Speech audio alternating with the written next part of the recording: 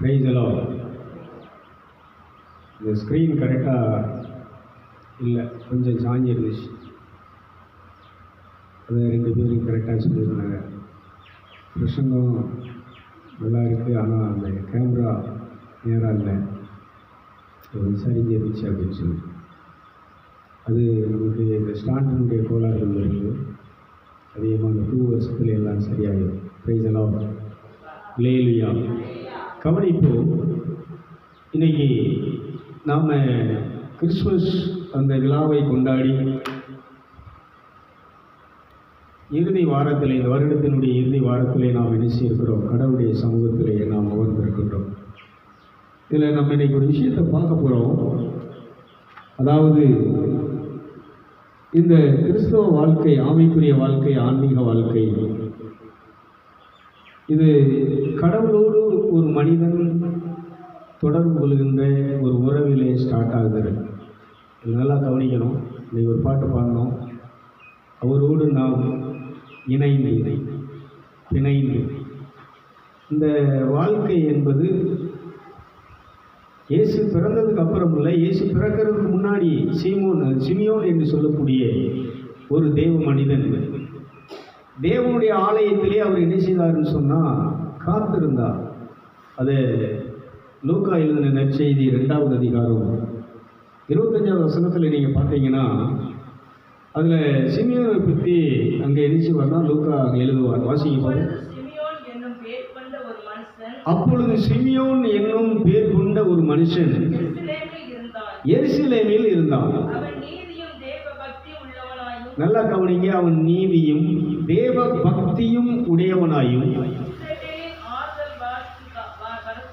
இஸ்ரவேலின் ஆறுதல் வருவதற்காக காத்திருக்கிறவனாயும் இருந்தான். அவன் மேல் பரிசுத்த ஆவி இருந்தார்.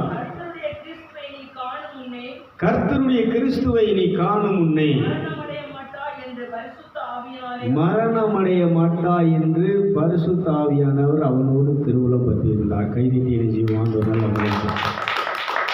நல்லா நீ கவனிக்கணும். என்ன ஒரு பாக்கியம் நிறைந்த ஒரு வாழ்க்கை.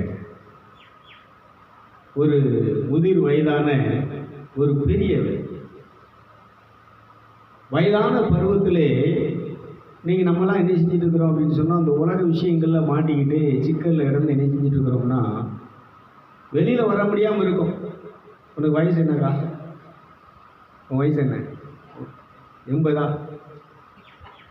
80 வயசு, 70 வயசு, 60 வயசு. இந்த வயசான நேரத்தில் அன்னாள், அதுக்கு கீழே பார்த்தீங்கன்னா அன்னாளுங்கிற ஒரு பெண் என்ன செஞ்சாங்கன்னு சொன்னால், தேவாலயத்தில் இரவும் பகலும் உபவாசித்து கடவுளை தொழுது கொண்டு இருந்தால், இவங்க 2 பேரும் என்ன செய்கிறாங்கன்னா, இந்த இயேசு குழந்தைய அவங்க என்ன செய்கிறாங்கன்னா தேவாலயத்துக்கு என்ன செய்கிறாங்கன்னா அந்த பேரிடுவதற்காக என்ன செய்கிறாங்கன்னா கொண்டு வர்றாங்க. அப்போ பதிவு செய்வதற்காக கொண்டு வரும்போது இவங்க அந்த குழந்தையை பார்த்து என்ன செய்கிறாங்கன்னு சொன்னால் கையில் ஏந்தி, எவ்வளோ பெரிய பாக்கியம், கையில் ஏந்தி. இந்த ஏற்கனவே பரிசுத்த ஆவியானவர் என்ன செஞ்சிருந்தாருன்னா இவரை நிறைத்து அவருடைய வழிநடத்துதலில் இவர் அந்த ஆலயத்தில் போய் என்ன செய்கிறாருன்னா காத்திருக்கிறார். எல்லாம் நீங்கள் கவனிங்க. இந்த கடவுளுடைய தீர்க்க தரிசனம், இந்த வெளிப்பாடுகள்லாம் எவ்வளோ ஒரு பவர்ஃபுல்லானது. இன்னைக்குள்ள தீர்க்க தரிசிகள்லாம் என்ன செஞ்சுட்டு இருக்கிறாங்க, இந்த உலக விஷயங்களை சொல்லிக்கிட்டு இருக்கிறாங்க. ஆனால் அன்னைக்குள்ள தீர்க்க தரிசி இவங்க பாருங்கள், இந்த வயசான நேரத்தில் பரிசுத்த ஆவியில் நிறைந்து பரிசுத்த ஆவியில் ஏவுதலினாலே தேவாலயத்தில் வந்து இவர் என்ன செய்கிறாருன்னா காத்திருக்கிறார். ஒரு உண்மையிலே தேவ பக்தியுள்ள மனிதனும் கடவுளுக்கு பயந்து கடவுளுடைய பாதத்திலே காத்திருக்கிற ஒரு மனுஷனாக இதுதான் விஷயமே இருக்குது. கோயிலுக்கு வந்துட்டு போகிறதுல, ஜெபக்கூடத்துக்கு வந்துட்டு போகிறதுல என்ன இல்லைன்னா ஒரு பெரிய விஷயங்கள் இல்லை. இதில் சில உலக காரியங்கள் கிடைக்கும். ஆனால் இங்கே என்ன நடக்குன்னு சொன்னால் காத்திருக்கிற, எதுக்காக காத்திருக்கிறாருன்னு சொன்னால், இந்த கிறிஸ்து பிறக்கிற இந்த குழந்தையை நீ பார்க்க வேண்டும். பார்க்க முன்னால் உனக்கு என்ன கிடையாது? சாவு கிடையாது. அவர் இன்னும் பிறக்காமல் இருந்தாலும் அந்த சீனியருக்கு என்ன கிடையாது? சாவா வரத்தெல்லாம் இருப்பார். உனக்கு நீ மரணம் அடைய மாட்டாயின்னு பரிசுத்த ஆவியானவர் ஏற்கனவே அவருக்கு திருவுளம் பற்றி இருந்ததுனால இவர் எதை பார்க்கறதுக்காக காத்திருக்கிறாருன்னு சொன்னால், இந்த பிறந்த குழந்தை இயேசுவை அந்த போன வாரத்தில் பார்த்தோம். கிறிஸ்மஸ் அன்னைக்கு 3 சாஸ்திரிகள், வான சாஸ்திரம் படித்தவர்கள், மருத்துவ வல்லுநர்கள், இந்த உலகத்தில் மிகப்பெரிய வல்லுநர்கள் என்ன செஞ்சாங்கன்னா 3 பேர் என்ன செஞ்சாங்க, இந்த இயேசு பிறந்திருக்கிறத அந்த செய்தியை சொல்லப்பட்ட விஷயத்தை அவங்க என்ன செஞ்சாங்கன்னா அந்த அந்த ஆராய்ச்சியின்படி வானத்தில் நட்சத்திரம் தோன்றியிருக்கிறதுன்னு சொல்லி இவங்க என்ன செஞ்சாங்கன்னா வந்து அந்த குழந்தைய என்ன செஞ்சாங்கன்னா பார்த்து தலை வணங்கி முகங்குப்புற விழுந்து தொண்டனிட்டு அவரை ஆராதித்தார்கள். இங்கே ஒரு வயசானவர் என்ன செய்றார்னா இந்த இயேசுவை பார்க்கும்படியாக ஆலயத்திலே காத்திருக்கிறார்.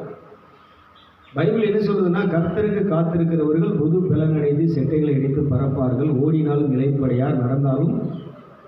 ஆனால் இன்னைக்கு கிறிஸ்தவம் எப்படி இருக்கு, பரபரன்னு வரணும், ஒரு மணி நேரத்தில் இந்த கூட்டத்தை கலந்துட்டு அப்படியே என்ன செஞ்சிடணும் ஓடி. 2 கூட்டம் இருக்கு. ஒரு கூட்டம் அப்பத்துக்காக திரளாக வர்ற கூட்டம். இயேசு பார்த்து சொன்னார், விபச்சார சந்ததிகள், விபச்சார அப்பத்தை வயிறார தின்னதினால் மறுநாளும் தேடி வந்தாங்க, பெரும் படையெடுத்து வந்தாங்க. அற்புதங்களுக்காக, அப்பத்துக்காக, சுகத்துக்காக, ஆசீர்வாதத்துக்காக அலைகிற கூட்டம் திரள் கூட்டம். ஆனால் கடவுளோடு அந்த மேல் வீட்டிலே கடவுளை தரிசித்து கடவுளை பார்த்து அவரோடு வாழக்கூடிய கூட்டம் எப்படிப்பட்ட கூட்டம் சொன்னால் 12 பேர். அவங்க யாருன்னு சொன்னால் இயேசுடைய சீடர்கள், மாணவர்கள். கைதிகளும் இயேசுடைய சீடர்கள், மாணவர்கள் மொத்தத்தில் 12 பேர் தான். அன்னைக்கே இயேசுடைய காலத்திலே அந்த பரலோகத்தை தேடியவர்கள், பரலோக ராஜ்யத்தை தேடியவர்கள், இந்த இயேசுவை தேடியவர்கள், இயேசு வேணும், இயேசு மட்டும் போதும்னு சொல்லி இயேசுவுக்காக வாழ்ந்தவர்கள் இந்த 12 பேர் தான். இன்னைக்கு நம்ம எந்த கூட்டத்தில் இருக்கிறவங்க நம்ம என்ன செய்யணும், செக் பண்ணி பார்க்கணும். அந்த திரள் கூட்டத்தில் அப்பத்துக்காக, ஆசீர்வாதத்துக்காக நம்ம ஆண்டவரை தேடி கோயிலுக்கு வர்றோமா? பைபிள் சொல்லுது, இம்மைக்காக நீங்கள் கடவுளை தேடுவீர்கள் என்று சொன்னால் உங்கள் வாழ்க்கை ஐயோ, உங்களுக்கு ஐயோ கேட்குறாரு. இதோடு முடிஞ்சு போகும். இது அழிஞ்சு போகிற வாழ்க்கை. அப்பத்துக்காக வாழ்கிற வாழ்க்கை அழிஞ்சு போகிற வாழ்க்கை. ஒரு அழிலையை சொல்கிறேன், நல்லா கரெக்டில் வைத்தி கொஞ்சம் சிரிச்ச முகத்தோடு. ஆனால் நித்திய ஜீவனுக்காக, அழியா வாழ்வுக்காக வாழ்கிற வாழ்க்கைங்கிறது என்னன்னா காத்திருத்தல். ஏஆர் ரகுமான் சொல்லக்கூடிய ஒரு மிகப்பெரிய மதிப்புக்குரிய ஒரு மனுஷன் இந்த உலகத்தில். அவர்கிட்ட கடைசியாக கேட்டாங்களாம், நீங்கள் கடைசியாக எனக்கு எதையாவது பார்க்கணும்னு விரும்புகிறீங்களா அப்படின்னு சொல்லி. இந்த உலகத்தில் நான் பார்க்க விரும்புகிற ஒரே ஒரு விஷயம், கடவுளுடைய வருகை நான் மரிக்கும் முன்பாக வரும் என்று சொன்னால் அந்த மத்திய ஆகாயத்திலே வரக்கூடிய இயேசுவை மட்டும் பார்க்க நான் விரும்புகிறேன். கைதிட்டு போகணும்.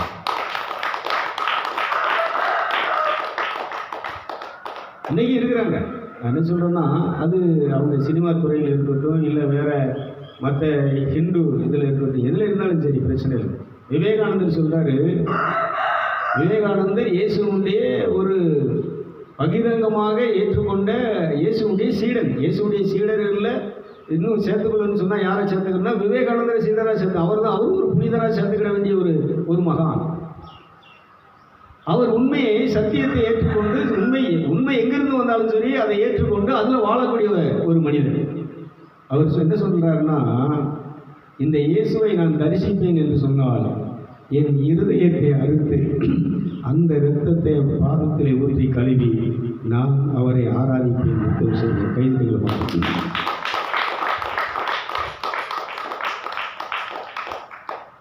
இங்கே பார்க்குறோம். அதான் சொல்கிறேன், இன்னைக்கு உள்ள இந்த கிறிஸ்துவ கூட்டம் என்ன செஞ்சுட்டு இருக்குன்னா, அது காக்கா கூட்டம். காக்காவுக்கு சோறை அள்ளி இல்லை எதையாவது ஒரு பொருளை போட்ட உடனே எது செய்யும், அது கூப்பிடும். கான்னு கூப்பிடும். அது உடனே இறைய திங்க வராது. கான்னு என்ன செய்யும், கூப்பிட்ட உடனே வெளியில் எங்கேயெல்லாமும் இருக்கக்கூடிய காக்கா பூரா என்ன செய்யணும், ஒட்டு மொத்தமாக என்ன செஞ்சிடும், கூடிடும். அது ஒட்டு மொத்தமாக வந்து இறங்கி அந்த சாப்பாடை சாப்பிடும். அது மாதிரி தான் இன்றைக்கி கோயிலுக்கு போகக்கூடிய, கூட்டத்துக்கு போகக்கூடிய இந்த கிறிஸ்தவ கூட்டங்கள் அப்பத்துக்காக, ஆகாரத்துக்காக, உணவுக்காக, ஆசீர்வாதத்துக்காக ஓடிக்கொண்டிருக்கிற கூட்டம். ஆனால் இங்கே இந்த சிமியோனுடைய இதிலிருந்து நம்ம பார்க்கும்போது, சிமியோனை நைட்டில் உட்காந்து தியானிச்சுட்டு இருந்தோம். ஒரு எப்படிப்பட்ட ஒரு மனுஷன், என்ன பாக்கியம். இயேசுவை ஒரு குழந்தைய கையில் வாங்கி அதை பார்த்து, என் ஆண்டவரே, என் தேவனே, என் பரலோக தந்தையே, இப்பொழுது நான் சமாதானத்தோடு நான் என்ன செய்வேன்? மரிப்பதற்கு தயாராக இருக்கிறேன். கைதிகளோ, நிம்மதியாக நான் என்ன செய்வேன் அப்படின்னு சொன்னால், இந்த உலகத்தை விட்டு நான் என்ன செய்வேன்? ஏன்னா நீர் இந்த உலகத்துக்கு அனுப்பிய, இந்த உலகத்தை மீட்பதற்கு, ரட்சிப்பதற்கு, பாவத்திலிருந்து பாவிகளை ரட்சிக்க இந்த உலகத்துக்கு நீர் அனுப்பிய இந்த குழந்தையை, இயேசுவை என் 2 கண்களும் கண்டுவிட்டது. என் கண்கள் புனிதமடைந்து விட்டது. இந்த குழந்தையை பார்த்த உடனே என் கண்கள் புனிதமடைந்து விட்டது. என் ஆவி புனிதமடைந்து விட்டது. என் ஆவி உயிர் பெற்று விட்டது. நான் தன்னியமான, நான் புனிதமானேன், நான் பரிசுத்தமானேன். இப்பொழுது நான் பரலோகத்துக்கு போகிறதற்கு, பரலோகத்துக்கு செல்கிறதற்கு எனக்கு எந்த விதமான தடையும் இல்லை. இந்த குழந்தை எல்லா தடைகளையும் நீக்கிவிட்டது. கைதிகளமாகும். நான் இரத்தத்தில் மறைந்துள்ளேன், இயேசு இரத்தத்தில் மறைந்துள்ளேன், இயேசு இரத்தத்தில் மறைந்துள்ளேன். என்னை அணுகாது, என்னை அணுகாது. தீங்கில்லை, தீங்கில்லை, இல்லை, தீங்கில்லை, தீங்கில்லை, தீங்கில்லை, தீங்கில்லை, தீங்கில்லை. சாத்தான் தீமை செய்ய முடியாது, சாத்தான் தீமை செய்ய முடியாது. நான் இரத்தத்தில் மறைந்துள்ளேன், இயேசு இரத்தத்தில் மறைந்துள்ளேன், இயேசு இரத்தத்தில் மறைந்துள்ளேன். என் தீங்கு என்னை அணுகாது. வல்லமை உண்டே, உண்டே, அற்புத வல்லமை இயேசுவே இரத்தத்தால். வல்லமை உண்டே, உண்டே, அற்புத வல்லமை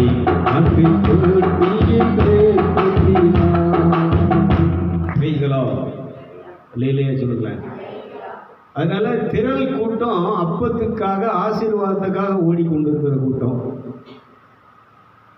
ஆனா 12 பேர் மட்டும்தான் கடவுளை தேடிய கூட்டம், அப்பாவை தேடிய கூட்டம், அற்புதரை தேடிய கூட்டம், தனக்காக இந்த உலகத்திற்கு வந்த இயேசுவை அன்பு செய்த ஆராதித்த கூட்டம்.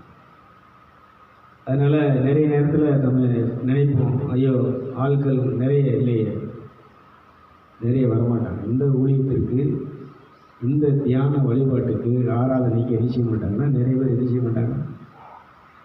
இது அப்பத்துக்காக கூட்டுகிற கூட்டம் அல்ல, ஆசீர்வாதத்தை சொல்லி கூட்டுகிற கூட்டம் இல்லை. அதனால் அப்படி பார்த்தா இன்றைக்கி நம்ம கூட்டம் நிறைய தான். இந்த இயேசுநாதர் கூட இருந்த கூட்டம் எவ்வளவுன்னா எத்தனை பேர்? அதான் சொல்கிறேன், இந்த உலகத்தில் எத்தனையோ கோடான கோடி மக்கள் இருக்கிறார்கள். இந்த சிமியோன், இந்த வயதானவர், இவர் மட்டும் இந்த பரிசுத்த ஆவியிலே நிறைந்து காத்திருந்து, அதான் சொல்ல காத்திருக்கிறவங்களால தான் அது அடைய முடியும், காத்திருக்கிறவங்களால தான் தரிசிக்க முடியும். வேலை, சொத்து, சுகம், ஆசீர்வாதம், இதை பேஸ் பண்ணி வாழ்கிறவங்களால எரிசிக்க முடியாதுன்னா இதை தரிசிக்க முடியாது. நான் கேட்குறேன், இன்றைக்கி திருச்சபையில் இருக்கக்கூடிய கூட்டங்கள் இயேசுடைய வருகையில் அவரை தரிசிக்குமா? தரிசிக்க முடியுமா? சபையை தான் எடுத்துக்கொள்ள வர்றார். அதனால் எபேசு சபையை பார்த்து சொல்கிறார், நீ மனம் திரும்பு, மனம் திரும்பாட்ட நான் உன் விளக்கு தண்டை என்ன செய்வேன், உன்கிட்ட இருந்து அகற்றிடுவேன், அபிஷேகத்தை எடுத்துருவேன், ஆவியை எடுத்துருவேன், விளக்கு தண்டை அகற்றிடுவேன். அப்போ உனக்கு என்ன கிடையாதுன்னு சொன்னால், கடவுளோடு அந்த இதில் என்ன இல்லை, உனக்கு பங்கு இல்லாமல் போயிடும். அந்த நித்திய ஜீவனில் உனக்கு என்ன இல்லாமல் போயிடும், பங்கு இல்லாமல் போயிடும். அதனால் இந்த தூயாவி திருத்தலம் மேக்சிமம் நான் என்ன ஃபேஸ் பண்ணுறேன்னு சொன்னால், அதை அடைகிறதுக்கு நீ விளக்கரையை செலுத்த தயாராக இருக்கிறியா? பைபிள் என்ன சொல்லணும், இயேசு என்ன சொல்கிறாருன்னா, புதையலை கண்டவன் தன் ஆஸ்திகள், சொத்துக்களை எல்லாவற்றையும் விற்று அதை வாங்கி கொண்டான். கைதை கேட்டு சொல்லுவோம். இது புதையலுங்க. உன்னை மேன்மைப்படுத்தும்படி, உன்னை உயர்த்தும்படி, உன்னை பெரிய மனிதனாக, மதிப்புக்குரிய மனுஷனாக கடவுளுடைய சிங்காசனத்திலே அவரோடு உட்காரும்படி அந்த உன்னதனுடைய ஸ்தானத்துல உன்னை பார்க்கும்படி, உன்னை மீட்பதற்காக, ரட்சிப்பதற்காக இந்த குழந்தை, இந்த பிறப்பு, இயேசுடைய பிறப்பு என்ன செய்யுது சொன்னால் இந்த உலகத்தில் நடக்குது. இதைத்தான் சிமியன் பார்க்கிறார். பார்த்துட்டு அவர் சொல்ற தீர்க்க தரிசனத்தை கீழே வாசிக்க பார்ப்போம். கர்த்தருடைய கிறிஸ்துவை நீ காணும் முன்னே மரணமடைய மாட்டாய் என்று பரிசுத்த ஆவியினாலே அவனுக்கு அறிவிக்கப்பட்டிருந்தது. அவன் ஆவியின் ஏவுதலினாலே தேவாலயத்திலே வந்து தங்கியிருந்தான். இயேசு என்னும் பிள்ளைக்காக நியாயப்பிரமாண முறையின்படி செய்வதற்கு தாய் தந்தை யோசேப்பும் மரியாதை என்ன செஞ்சாங்கன்னா அந்த ஆலயத்துக்குள்ள கொண்டு வந்தார்களா. அவன் இந்த சிமியோன் அந்த குழந்தை இயேசுவை தன் கைகளில் ஏந்தி கொண்டு, ஒரு கை திட்டங்களமா நல்ல கரங்களை திட்டம். என்ன பாக்கியம், கடவுளை தன் கையில் ஏங்குற பாக்கியம். அந்தோனியாருக்கு இந்த பாக்கியம் கிடைச்சு அவரு அந்த தியானத்துல தவத்துல உட்கார்ந்துருக்கும் போது கடவுளை ஒரு கையில வந்து குழந்தையாக என்ன செஞ்சாராம். அதனால கடவுளை தன் கையில் ஏந்திய ஒரு புனிதர்னு சொல்லுவாங்க. எவ்வளோ பெரிய பாக்கியங்கள் பார்த்தீங்களா. இன்னைக்கு நம்மலாம் என்ன செய்யணும், சொத்து வீடு ஏதோ கொஞ்சம் வசதி இருந்தால் பணம் இருந்தால் பெரிய ஆள் நினச்சிட்டு இருக்கிறோம். ஆனால் யார் பெரிய ஆள், யார் பெரியவங்க அப்படின்னு சொன்னால் படைச்சவரை கையில் ஏந்தும் போது எப்படி இருந்தது. நமக்கே யாராவது நீ குழந்தை கொண்டு வந்தோடனே அந்த குழந்தைய தூக்கணும் எப்படி இருக்கு, குழந்தைய தூக்கும்போது என்ன சந்தோஷம். அதுவும் தெய்வத்தை, தெய்வீக குழந்தையை அது தொட்டாலே, அது பார்த்தாலே மனித வாழ்க்கை என்ன செய்யும், புனிதம் அடையக்கூடிய அந்த குழந்தையை கையில் ஏந்தி வாசிப்போம்.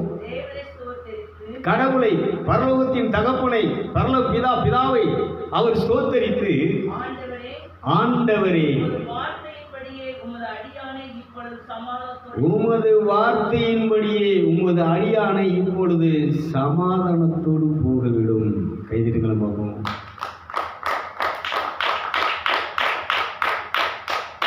ரெண்டு விஷயங்கள்.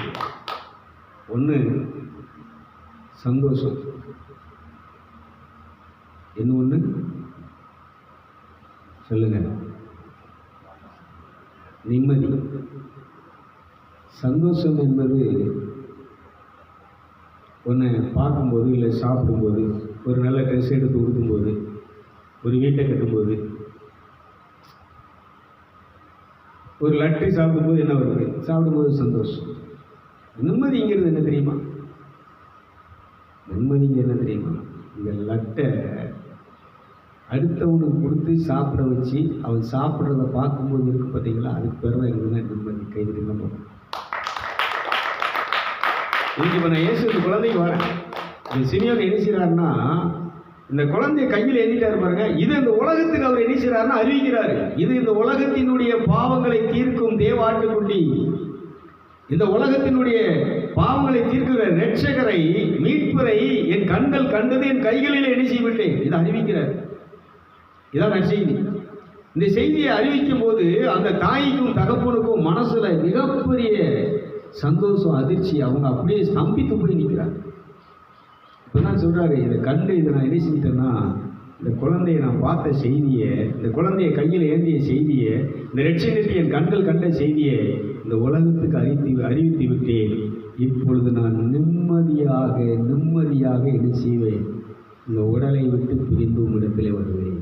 ஒரு சந்தோஷங்கிறது அப்பத்தை சாப்பிட்றதுனால, நிம்மதிங்கிறது நல்ல செய்தியை, நான் பெற்ற இன்பத்தை, நான் அடைஞ்ச சந்தோஷத்தை நீங்களும் அடையணும்னு சொல்லி அதை அறிவிக்கிற, அதை கொடுக்கிற ஒரு செய்திக்கு பேரே என்னன்னு சொன்னால் நிம்மதி. இதைத்தான் சொல்றாரு, கடவுளுடைய சுவிசேஷத்தை அறிவிக்கிறவனுடைய பாதங்கள், மலரடிகள் எத்தனை அழகானவைகள், எத்தனை அருமையானவைகள், எத்தனை மகத்துவமானவைகள். அதனால இப்படி காத்திருக்கணும். தியானம்னு சொல்றேன். தியானம் பண்ண, ஏன் தியானம் பண்ண, தியானங்கிறது கண்ணை மூடி மௌனமாக அவரை பார்த்து கொண்டிருப்பது. அப்படி காத்திருந்து பார்த்து கொண்டிருக்கும் பொழுது திடீரென்று ஆண்டவராய் இயேசு கிறிஸ்து உனக்கு உதயமாவார். கைதிட்டுக்கலாம் பார்ப்போம்.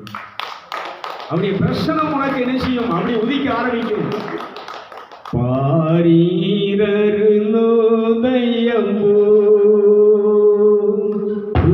வரும் இவர் யாரோ?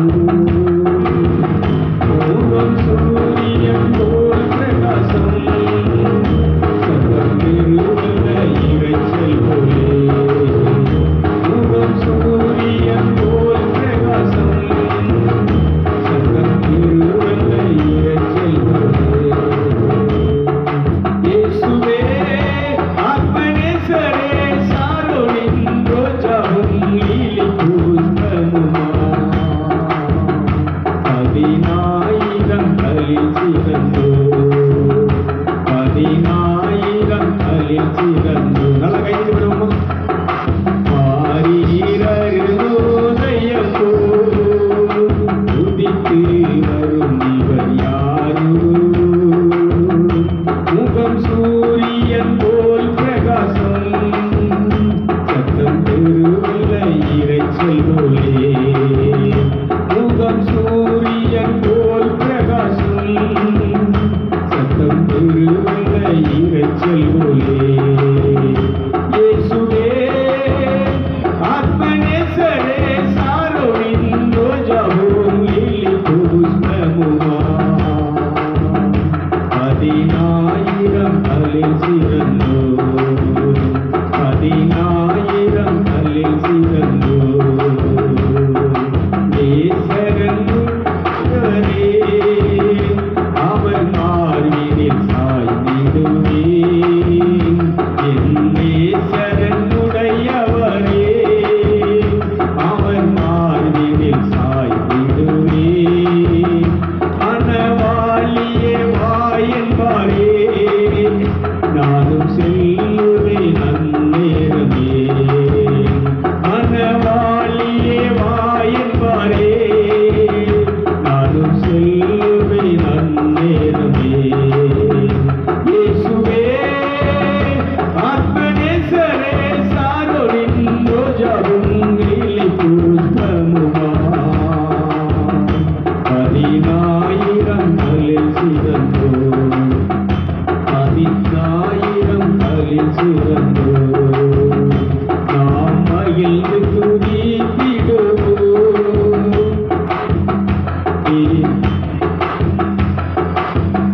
நாம் மகிழ்ந்து துதித்திடுவோம்.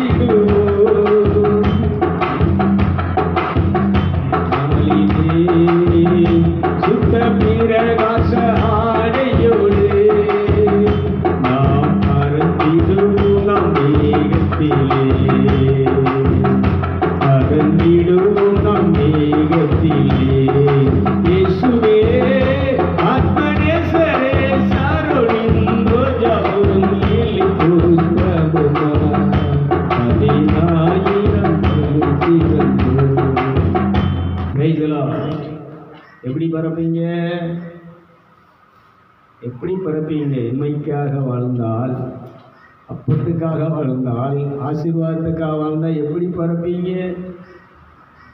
எப்படி இயேசு பிறப்பார் என்கிற செய்தி, தீர்க்க தரிசனம், இயேசு பிறப்பதற்கு பல 100 ஆண்டு 1000 ஆண்டுகளுக்கு முன்பாக அறிவிக்கப்பட்ட அந்த தீர்க்க தரிசனம் நிறைவேறி இயேசு எப்படி பிறந்தாரோ, இதே போல அதே பைபிள் சொல்லுகிற தீர்க்க தரிசனம் தான் அவர் மீண்டும் மத்திய ஆகாயத்திலே அவர் என்ன செய்வார்? தோன்றுவார். அவர் திரும்பவும் திருச்சபையை, ஆயத்தமாய் இருக்கக்கூடிய ஆத்துமாவை அழைத்து செல்ல, தான் ஆயத்தப்பட்ட இடத்திலே உட்கார வைப்பதற்கு மீண்டும் 2ஆம் முறையாக இயேசு அவர் வானத்திலே தோன்றுவார். அவர் இந்த பூமியிலே இறங்கி வருவார். கைதிட்டுகளை பார்ப்போம். குழந்தையாக அல்ல, அரசராக, ராஜாதி ராஜாவாக. அந்த 3 சாஸ்திரிகளும் சொன்னார்கள், இந்த உலகத்தினுடைய ராஜா, யூதர்களின் ராஜா, இந்த உலகத்திலே மண்ணிலே பிறப்பார் என்று சொல்லப்பட்ட தீர்க்க தரிசனம் நிறைவேறிவிட்டது. பிறந்திருக்கிறார், பெத்லகேமிலே பிறப்பார் என்று அது சொல்லப்பட்டிருக்கிறது. இந்த மண்ணுலகத்திலே பிறந்த ராஜா, இதே போல ராஜாதி ராஜாவாக, எல்லா ராஜாக்களுக்கும் ராஜாவாக, தேவர்களுக்கெல்லாம் ராஜாவாக, மன்னாதி மன்னர்களுக்கெல்லாம் ராஜாவாக மீண்டும் அவர் தோன்றுவார். அவர் வருகிறதை தேவ தூதர்களும் அறியா. இயேசு சொன்னார், எனக்கே தெரியாது, அது என் தந்தை பிதாவுக்கு மட்டுமே தெரியும். இந்த வருகையை அவர் ஆகாயத்தில் தோன்றத இன்னைக்கு பார்க்கிறதுக்கு நான் தகுதி அடைந்து விட்டேனா? இந்த ஊனியலுடைய செயல்களை அழித்து விட்டேனா? இந்த மாமிசத்தினுடைய தன்மை என்னிலிருந்து அகற்றப்பட்டு விட்டதா? யார் கடவுளுடைய ஆவியினால் இயக்கப்படுகிறார்களோ அவர்களே கடவுளுடைய மக்கள். ரோமையர்கள் நிறுவம் 8வது அதிகாரம் 14வது வசனத்தில் நீங்க பார்த்தீங்கன்னு சொன்னா, ரோமையர் 8:14 வாசிக்க பார்ப்போம். யார் கடவுளுடைய மக்கள்? யார் கடவுளுடைய வருகையில் எடுத்துக்கொள்ளப்படுவார்? யாரை எடுத்துக்கொள்ள வருகிறார்? தம்மவர்களை தம் இரத்தத்தால் கழுவி சுத்திகரிக்கப்பட்டு பரிசுத்தமாக்கப்பட்ட பரிசுத்தவான்களை எடுத்துக்கொள்வதற்காக, ரட்சிப்பதற்காக அவர் மத்திய ஆகாயத்தில் என்ன செய்வார்? தோன்றுவார். வாசிக்க பார்ப்போம்.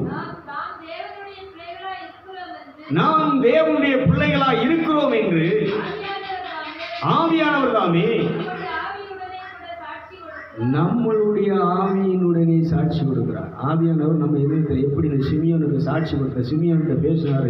ஆவியானவருடைய ஏவுதல்னால அந்த ஆலயத்தில் வந்து இந்த குழந்தையை பார்த்தார். இதே போல அவர் வரும்போது கடவுளுடைய ஆவியானவர் உன் இருதயத்தில் ஏவுகிறார். அதனால தான் புத்தியுள்ள கன்னிகைகள் விளக்கில் எண்ணெய் வைத்திருந்தார்கள். புத்தியினமானவர்களோ தன் விளக்கில் எண்ணெய் இல்லாமல் இருந்தார்கள். எண்ணெய்ன்னு சொன்னால் என்னன்னா அபிஷேகம். இயேசுவை தரிசிக்கணும்னா, இயேசுவை மத்திய ஆகாயத்தில் நீ பார்க்கணும்னு சொன்னா, நீ பரிசுத்த ஆவியிலே நிறைந்து வாழ வேண்டும், காத்திருக்க வேண்டும். ஒவ்வொரு நாளும் இந்த அபிஷேகத்திற்காக நீ காத்திருக்க வேண்டும். ஆதி சபை அப்போஸ்தலர்கள் இந்த மார்க்கத்தார், மதத்தார் கிடையாது, இந்த மார்க்கத்தார், இயேசுவை ஏற்றுக்கொண்ட மார்க்கத்தார், இயேசுவின் இரத்தத்தால் கழுவப்பட்ட மார்க்கத்தார், இயேசுவை ஏற்றுக்கொண்டு அவருடைய மகனாக மகளாக மாற்றப்பட்ட இந்த மக்கள் நாள்தோறும் கடவுளுடைய பாதத்திலே டெய்லி சோடணும்ல. காலையில் சாப்பாடு, மத்தியானம் சாப்பாடு, ராத்திரி சாப்பாடு, 3 வேளையும் சாப்பிடுவீங்களா? சாப்பிடுமா? அப்போ டெய்லி என்ன செய்யணும்னு சொன்னால், இந்த ஆன்மாவுக்குரிய சாப்பாடு என்ன செய்யணும்? உட்காரம். நீ படிக்கலையே தெரியாது, நீ வேலைக்கு போகலையே தெரியாது, நீ சோறு உங்குதையா பொங்கலையான்னு தெரியாது, சாப்பிடலையான்னு தெரியாது. ஆனால் கடவுளுடைய பாதத்தில் உட்கார்ந்து இந்த ஆவியிலே அபிஷேகத்திலே நீ நிறைந்து கொண்டே இருக்க வேண்டும். உன் பாத்திரம் நிரம்பி வழிந்து கொண்டே இருக்க வேண்டும். கைதிரிகளை பார்ப்போம். அதனாலதான் திரள் கூட்டம். ஸ்திரீகள் மட்டும் அந்த 5000 பேர், பிள்ளைகள் வேற, ஆண்கள் வேற, பல பேர் சாப்பிட்டாங்க. அப்பத்தை வயிறாறு சாப்பிட்டாங்க. ஆனால் அவருடைய உபதேசத்தை கேட்டவங்க யாருன்னு சொன்னால் 12 பேர் மட்டும்தான். ரோமையர்களுக்கு விளக்கம் திரளான மக்களுக்கு சொன்னார்.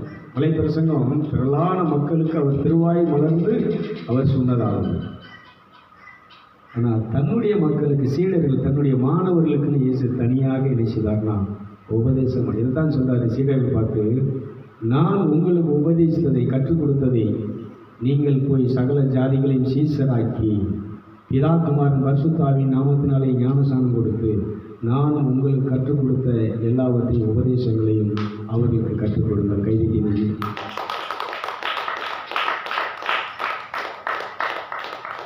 இப்போ தெரியுதா? ஐயோ, அங்கே அவ்வளோ கூட்டம். திருச்செந்தூர்லேயும் தான் கூட்டம் குமிஞ்சிட்டு இருக்கு. ஹலோ, சபரிமலையிலையும் தான் கூட்டம் அணிஞ்சிட்டு இருக்கு. வேளாங்கண்ணியில் பார்த்தீங்கன்னா கூட்டம் என்ன செஞ்சிட்டு இருக்கு? மணல் போட்டால் என்ன செய்யாது, கழிவு போட்டால் கீழே என்ன செய்யாது. இந்த கூட்டம் என்ன செய்யுமா? மேலே போகுமா? அப்பத்துக்காக அலையிற கூட்டம், ஆசீர்வாதத்துக்காக அலையிற கூட்டம், தாலி பாக்கியத்துக்காக அலையிற கூட்டம். இது என்ன செய்யாது? இயேசுவை தரிசிக்குமா? சொல்லுங்க. பெந்தேகோஸ்தே சபை எடுத்துக்கிடுவோம். ஒரு குறிப்பிட்ட கூட்டங்கள், இது இந்த கூட்டம் இது எதுக்காக கூட்டிகிட்டு இருக்கு? உபவாசம் இருந்து எதுக்கு ஜெபம் பண்ணணும்? இந்த இரட்சணியத்தை தரிசிப்பதற்காக, இந்த அபிஷேகத்திலே வளர்வதற்காக. அடுத்து வரக்கூடிய கடவுள், அந்த ராஜாதி ராஜா மத்திய ஆகாயத்திலே அவர் தோன்றும் போது அவரை தரிசிக்கிறதுக்கு நீ என்ன செய்யணும்னா உபவாசி. இது அன்னாள் என்ன செய்கிறான்னா, அது கீழே வாசிக்க பார்ப்போம். அன்னாளை பற்றி என்ன செஞ்சிருக்குன்னா, அன்னாள்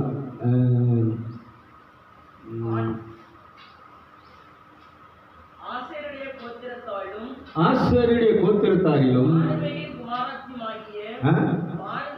பானுவேலின் குமாரத்தியுமாகிய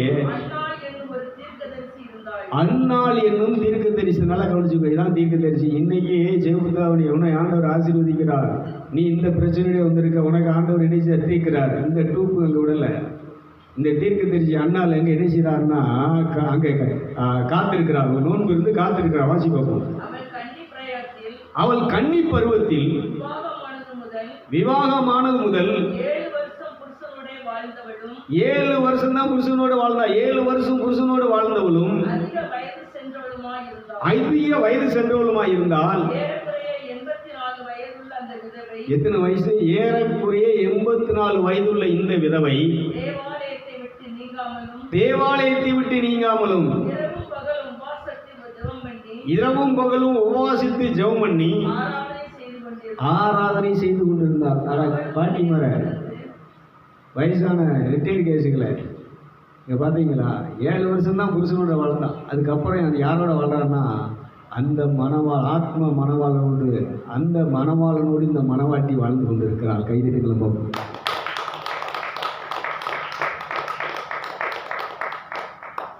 இந்த அப்பத்துக்கு அலையிறது கூட்டம் எழுதியிருக்குன்னா, பாசு மாதிரி இதுக்கு தான் அலைதான். ஆனால் இங்கே இந்த அம்மா என்ன செய்கிறாங்கன்னா, 84 வயசு உள்ளவங்க என்ன செய்கிறாங்கன்னா, உபவாசித்து நோன்பு இருந்து அவரை தொழுது கொண்டு அங்கே தேவாலயத்தில் காத்திருக்கிறார்கள். வாசிமா, அவளும் அந்த நேரத்தில் அந்த சிமியோன் அந்த இயேசுவை கையில் இருக்கிற நேரத்தில் அவளும் அந்த இடத்துல வந்து நின்று கர்த்தரை புகழ்ந்து எருசலேமிலே மீட்பு உண்டாக காத்திருந்த யாவருக்கும் அவரை குறித்து, இந்த பிறந்த இயேசுவை பற்றி குழந்தையை வச்சுக்கிட்டு என்ன செய்றாங்கன்னா, தீர்க்க தரிசனம் உரைக்கிறார். சொல்லு, வாசி பார்ப்போம்.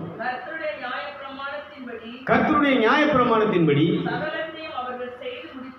சகலத்தையும் அவர்கள் செய்து முடித்த பின்பு போதும். இவ்வளவு விஷயம் எதில் நடக்கும்னு சொன்னால், இயேசுடைய பிறப்பில் நடக்கும். இந்த 84 வயசான இந்த மூதாட்டியும் இந்த குழந்தை இயேசுவை கண்ணால் பார்த்தார். கைதிருந்த மக்கள் யாரையா இவரை தரிசிக்க முடியும்? இவரை தரிசிக்கணும்னா அதுக்கு எனக்கு தகுதி வேணும். அவர் சிலுவையிலே சம்பாதித்த சமாதானத்தை, ஐஸ்வர்யத்தை, ஆசீர்வாதத்தை, மேன்மையை அவரோடு கூட அவர் சொல்றாரு, நான் இருக்கிற இடத்துல நீங்களும் என்னோடு கூட அமர்ந்திருப்பீர்கள். இந்த இடத்துக்கு நீ போனா உனக்கும் எனக்கும் என்ன வேணா தகுதி வேணும். இந்த சிமியோனை போல, இந்த அன்னாளை போல அனுதினமும் கடவுளுடைய பாதத்திலே அமர்ந்திருந்து அவரை ஆராதித்து தொழுது அந்த பரிசுத்த ஆவியிலே நிறைந்த அந்த ஆவியானவர் உங்களுக்கு என்ன எனக்கு என்ன சொல்கிறாரோ, உங்களுக்கு என்ன சொல்கிறாரோ அதன்படி நாம் இந்த உலகத்திலே வாழ்கிற வாழ்க்கைக்கு பேர் தான் என்னன்னு சொன்னால் கிறிஸ்தவ வாழ்க்கை, ஆவிக்குரிய வாழ்க்கை, கிறிஸ்துவோடு இணைந்து வாழ்கிற ஒரு வாழ்க்கை. வெந்ததுனா விதி வெந்தது தின்னுட்டு விதி வந்தால் சாவும் அப்படின்னு சொல்லிட்டு யாரும் உட்கார்ந்துருக்கிற வாழ்க்கை. இன்னைக்கு ஆண்டவர் இப்போ மத்திய ஆகத்தில் வருவார்னா எத்தனை பேர் இந்த ஞாயிற்றுக்கிழமை நீங்கள் அவரை எதிர்கொள்வது தயாராக இருக்கணும்.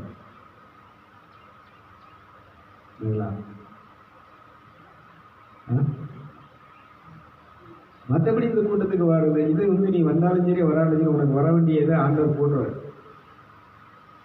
காட்டில் உள்ள புல்லுகளை நான் போஷிக்கலையா? வானத்து பறவைகளை பாருங்கள், அவை விதைப்பதும் இல்லை, அறுப்பதும் இல்லை. வயல்வெளி மலர்களை பாருங்கள், அது என்ன செய்யறதில்லை, அதுக்கு நானே என்ன செய்கிறேன், மழையை பொழிந்து தண்ணீரை கொடுத்து அது என்ன செய்கிறேன். இதை உனக்கு செய்ய மாட்டேன்னா அப்படி எதுக்கு என்ன தேடணும்னு சொன்னால், என்னோடு கூட நான் இருக்கும் இடத்துல நீ அங்கே அவரோடு இருக்க வேண்டும். கைதிருக்கணும். இதைத்தான் சபை என்ன செய்யணும்னா உங்களுக்கு போதிக்கணும். இன்னைக்கு இதை விட்டுட்டாங்க. இதை விட்டுட்டு வேற சடங்குகளை என்ன செஞ்சிட்டாங்கன்னா நமக்கு காட்டி அவங்க நிறுவனங்களை என்ன செஞ்சுட்டு இருக்கிறாங்கன்னா டெவலப்மெண்ட் பண்ணிட்டு இருக்காங்க. அதனால தான் 32 வருஷமாக இந்த நிறுவனம் வந்து இது என்ன செஞ்சுருக்குன்னா அப்படியே இந்த தரையிலே மண்ணிலே ஒருத்தர் வந்து கேட்டார், அன்னைக்கு 30 வருஷத்துக்கு முன்னாடி வந்து பார்த்தா அப்படியே தானே இது இருக்கு. இதை டெவலப்மெண்ட் பண்ணுறது இல்லை, இந்த சரீரமாகிய ஆலயத்தை இல்லை டெவலப்மெண்ட் பண்ணி இந்த ஆலயத்திலே அந்த மகிமையின் ராஜா வந்து தங்கி வாசம் செய்ய வேண்டும். கைதுக்குவோம். அதனால் நைட்டு தியானிச்சுட்டு இருந்தேன். திரள் கூட்டம், பெண்கள் மட்டும் ஸ்திரீகள் மட்டும் 5000, ஆண்கள் வேற, பிள்ளைகள் வேற, இவ்வளோ பெரிய கூட்டம் அப்பத்துக்காக ஆசீர்வாதத்துக்காக என்ன செஞ்சுன்னா இயேசுவை தேடி போச்சு. ஆனால் இயேசுவோடு இருப்பதற்காக, இயேசுவோடு இணைந்து பிணைந்து வாழ்வதற்காக வந்த கூட்டம் 12 பேர். அன்னைக்கு எருசலேம் தேவாலயம் இருந்தது, மத குருக்கள் இருந்தார்கள், ஆசாரியர்கள் இருந்தார்கள், வேதபாரகர்கள் இருந்தார்கள். ஆனால் இவங்கெல்லாம் என்ன செய்யலை அப்படின்னா, அந்த மத குருக்களோ வேதபாரகர்களோ அந்த தேவாலயத்துக்கு வரக்கூடிய மக்களோ யாரை தரிசிக்கல? இந்த இயேசுவை தரிசிக்கவில்லை. இந்த இயேசுவை தரிசிப்பதற்காக பரிசுத்தாவியை நிறைந்து பரிசுத்தாவின் ஏவுதலால் ஆலயத்துக்கு வந்த இந்த சிமியோன் தான் தரிசித்தார். இன்னைக்கு எத்தனை பேர் பரிசுத்தாவின் ஏவுதலால் அந்த ஆலயத்துக்கு வந்திருக்கீங்க? ஏவுதல் இல்லாதனால தான் நிறைய கூட்டங்களை காணும். எங்கே போயிட்டாங்க? கறி அவிச்சுட்டு போயிட்டாங்களா? அவிச்சுட்டு போயிட்டாங்க, வயிற்று வச்சு அப்பத்துக்கு போயிட்டாங்க. எனக்கு என்ன இல்லை, ஆவியினுடைய ஏவுதல் இல்லை. இதான் விஷயம். நீங்கள் நிறைய கூட்டங்களை காணும். என்னாச்சு? நீங்கள் ஞாயிற்றுக்கிழமை கறிப்படி அடிக்கணும், துணி துவைக்கணும். இன்னைக்கு தான் நிறைய ஃபங்க்ஷன், லாப நஷ்டங்கள். அதனால சர்ச்சைக்கு வரதை வச்சு நான் பேஸ் பண்ணி பேசலை. ஆனால் டெய்லி நீ கடவுளுடைய ஆவியின் ஏவுதலால் தான் நடக்கிறையா, நடத்தப்படுறியா? கொஞ்சம் சிந்திங்க. மத்திய ஆயத்தில் வரும்போது தரிசிக்கல, அந்தி கிறிஸ்துவனுடைய ஆட்சிகளை மாட்ட போகிறோம், அவனுடைய ஓத்திர காலத்தில் மாட்ட போகிறோம். அதுக்கப்புறம் நடக்கிற துன்பம், துயரம், ஓத்திரத்திலிருந்து நீ என்ன செய்ய முடியாது. தப்பு டெய்லி, அதாவது தேல் கொட்டின 6 மாதத்துக்கு தேல் கொட்டின மாதிரி நிச்சயமா கொட்டுமா ஒரு இது இந்த பூமியில் தோன்றி அது வலிச்சிட்டு கொசுவை தாங்க முடியல. அன்னைக்கு இந்த பூ அறுக்கிறதுக்கு அவர் பழியங்கலத்துக்கு போயிட்டாங்க. அவர் ராமச்சந்திரன் போன தோட்டத்தில் அறுத்து கொண்டு போகிறதுக்கு தான். அந்த மூட்டில் அறுப்பு அறுத்தா ஒரு குத்தம் அல்லலாம், இவ்வளவு அல்லலாங்க. அவ்வளவு கொசு அந்த செடியிலிருந்து அப்படியே எரிச்சுது. என்ன வரணும் அப்படின்னு சொன்னேன். ஏப்பா நீ அறுத்து வாப்பா, நமக்கு இது எரிச்சு செட்டாகன்னு வெளியே வந்தேன். கொசுக்கடியே நம்மளால் தாங்க முடியலன்னா தேல் கடி எரிஞ்ச முடியுமா? அன்னைக்கு தான் தெரியும், ஐயையோ தப்பு பண்ணிட்டேனே, அப்பத்துக்காக ஆசீர்வாதத்துக்காக இந்த பேல்வை கூட்டம் போட்டான்னு கூட்டத்துக்கு போய் அவனுகிட்ட போய் மாட்டிக்கிட்டேனே. நான் அப்பாவை தேடி நான் என்ன செய்யலையே, இந்த சிமியனை போல காத்திருக்கலையே, இந்த அண்ணாலை போல 7 வருஷம் தான் புருஷனோட வாழ்ந்திருக்காங்க. உடலினுடைய ஆசை சுகபோகத்தை இணைச்சிட்டா. இன்னைக்கு புருஷனை இழந்தவங்க 2வது கல்யாணத்துக்கு ஓடி கழிதாங்க. 2வது கல்யாணம். ஆனால் 7 வருஷம் வாழ்ந்த இந்த அன்னாள் என்கிற ஸ்திரீ மீதமுள்ள நாட்கள் எல்லாம் இந்த கடவுளை தரிசிப்பதற்காக உபவாசித்து நோன்பு இருந்து கடவுளுடைய பாதத்தில் உட்கார்ந்து ஆராதனை செய்து கொண்டிருந்தார். கைதிகள் கொஞ்சம் யோசிக்க. அதனால் எனக்கெல்லாம் கூட்டமெல்லாம் தேவை.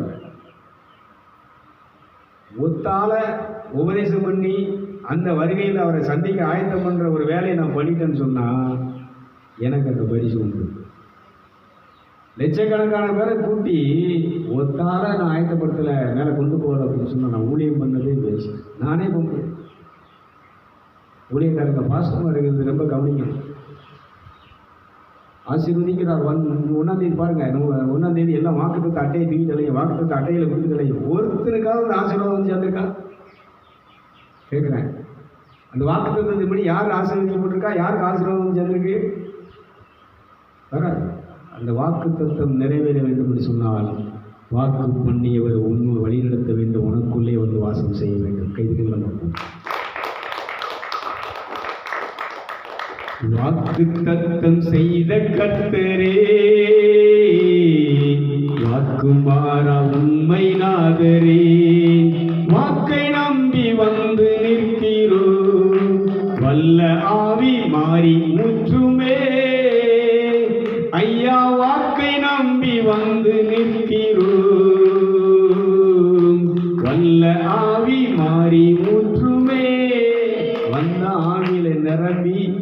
அவரோடு உரையாடி பேசி தரிசித்து நான் நிம்மதியாக இந்த திருத்தலத்தை விட்டு ஆலயத்தை விட்டு என்ன செய்கிறேன், நான் வீட்டுக்கு செல்லுகிறேன்.